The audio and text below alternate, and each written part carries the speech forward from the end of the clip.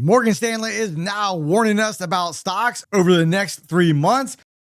And we look at Tesla. Tesla looks like it's on the verge of getting ready to break and go substantially lower. And let's not forget, right now we're in earnings season. What happened with Google today?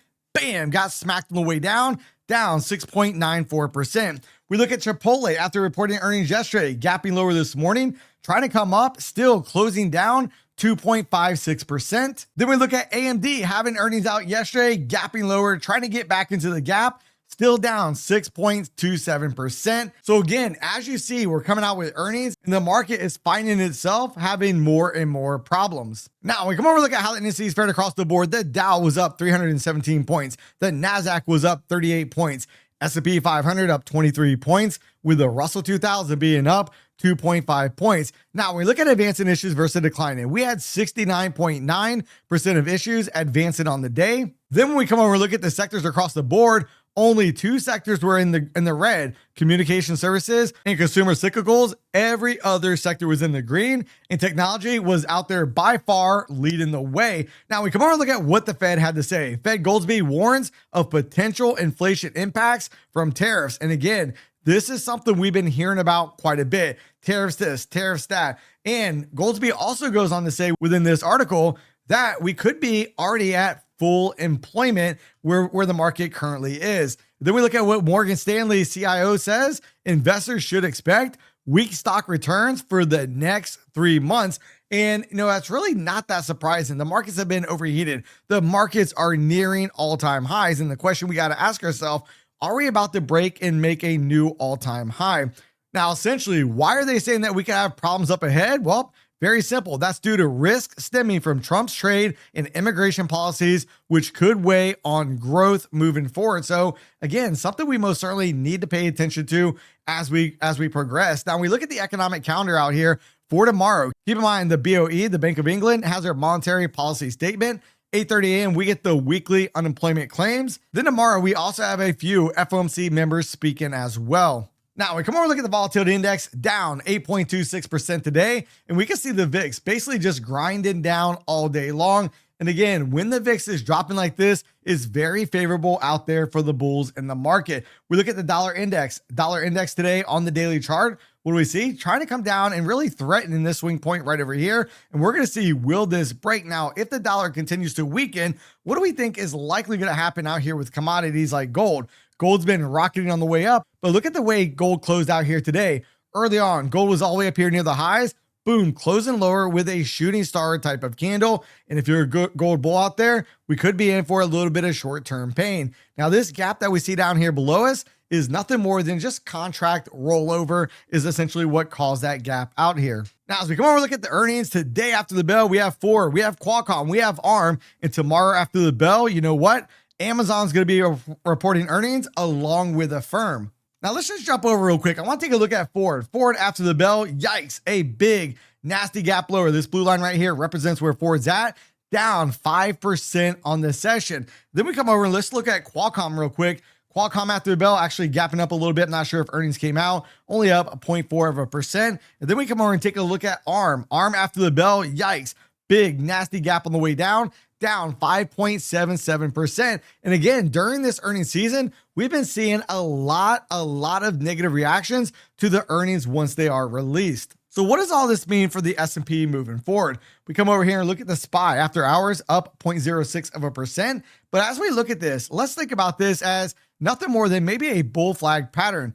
From the low up here to the high could be the pole. And then this could be like the flag pattern looking ready to break and make another new all-time high. Or is it going to break and set a trapping the upper level longs, and then go ahead and send the markets back down? MACD indicator is crossed to the bullish side on the daily chart. On the 4-hour chart, we can see the MACD indicator trying to cross right back up. But as we look at this, we've had 1, 2, 3, 4, 5, 6 candles, only one very, very minor down candle to speak of.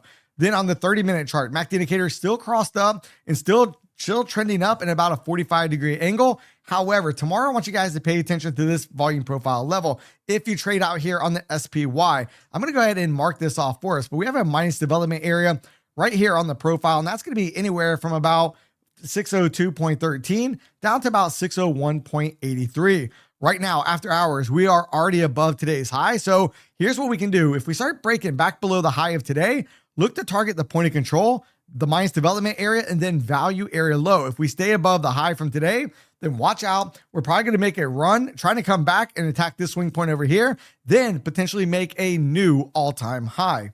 Now, I want to make everybody aware, Apex having a massive 80% sale, which is going to end in a matter of hours. So if you guys want to take advantage of this offer, use the link in the description box down below and use promo code Mike at checkout. Now, when we come over and look at the futures markets real quick, starting off, look at the 4-hour chart. We are getting very close right up here to this ABC pattern at about 6,099. This is something we've been talking about during the live streams. And speaking of the live streams, if you don't want to miss the next time I go live, make sure you're subscribed and you have the bell notifications turned on for all. And tomorrow I'm going to be giving away a 50K take profit trader account during the live stream. So if you guys want a chance to win that, make sure that you join us tomorrow on the live stream. So when we look at this, we can make the case that we do have this A to B equals C to D pattern. And I'm going to mark this off just like this. Now that pattern completion is going to be up here at about 61.21, but we do have a very juicy target right below us at about 6,099. Then as we jump over and start looking at the daily profiles, notice out here on the 30-minute chart, notice how we just kept grinding up all morning long. Basically, the market put the low in from overnight at about 5:30 in the morning, and there was no looking back. And I got to be honest with you, on the stream, a majority of my trades today were traded on the long side. But just like we talked about with the SPY, look right here. We have a huge minus development area that could come back and get tested either tonight or maybe even tomorrow. And let's not forget the point of control out here at 6,071.25 is going to be an untested point of control. And right now we are slightly above value area high at 6,088.75. So tonight, if we start trading below value area high, I want to start to target that point of control. I want to target the minus development area. Anything below the minus development area, I want to look for the retest of value. I want to look for a test of value area low.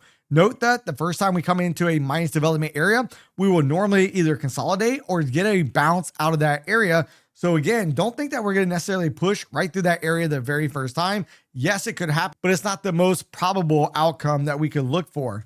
Next, as we jump over and look at the QQQs real quick, right here, we can see what's all-time highs for the Qs, just kind of winding up. After hours, we see the Qs are up 0.1%. And notice we have this little double bottom pattern, and we're going to see, can we break up and out? Now, if that's going to be the case, we can also say, all right, maybe this is going to be an A to B equals C to D pattern, which would complete up here at about 543.93. MACD indicator just now starting to try to get across out here on the daily chart.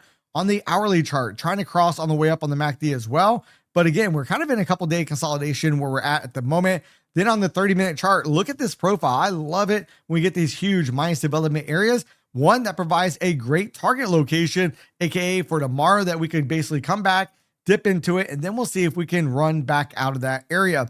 Now that minus development area is going to be anywhere from 524.80 down here to about 523.20. Now, in case you're wondering what is a minus development area, just think about it as nothing more than inefficiencies in the marketplace. And whenever there's an inefficiency, the market loves to come back and basically repair that inefficiency in the market. Now, when we come over and look at the Nasdaq futures real quick, notice the Nasdaq has been a lot stronger than the S&P in terms of the ABC structure off the 4-hour chart. Now that first ABC pattern has a completion up here about 21,892, and slightly above that, we do have an untested point of control at 22,007.25. However, do we start to maybe get a short-term pullback? Because this week, notice what we've been able to do. Off of the weekly profile, we've been able to get a complete volume profile rotation all the way up. So if we really start dipping back below 21,699, be on the lookout for a potential retest of last week's point of control right here at 21,553.50. Then as we jump over and start looking at the daily profiles real quick, this is something we were talking about quite a bit on the live stream.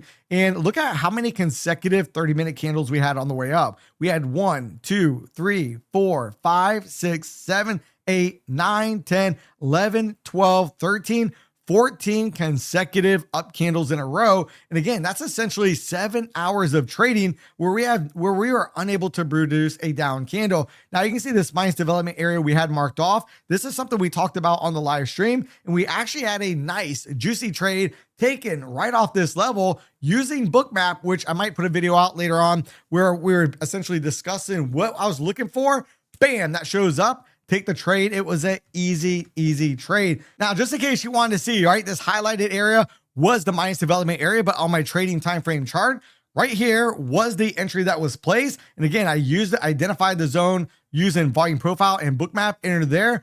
Bing, a quick, easy $100 trade right out of that area. No pain. That's the exact kind of trades we love to target. What are we going to be looking at for tonight and tomorrow? Well, notice this minus development area is going to be a point of interest. And we do have value area high up here, about 21,794.50. Notice we're able to wick above it. Now, ideally, I like to see the market maybe push above that and then start to come back down. But I got to be honest with you, I'm probably going to look to target this area out here tonight, 21,707.5. Then maybe down towards this minus development area. Then we'll see, can we firm up around this area? Look for a push up and out. Now, within this minus development area, we do have a slight high volume node coming in about 21,650. I'd like to see us come down there, maybe firm up, and then continue on the way up. Also, if we measure from the low all the way up here to the current high, notice the 50% retracement is slightly lower down here, about 613, and a minor retracement would stop at about the 38% retracement. And again, I want to see, can we come down and potentially test out these Fibonacci ratios tonight or early tomorrow morning?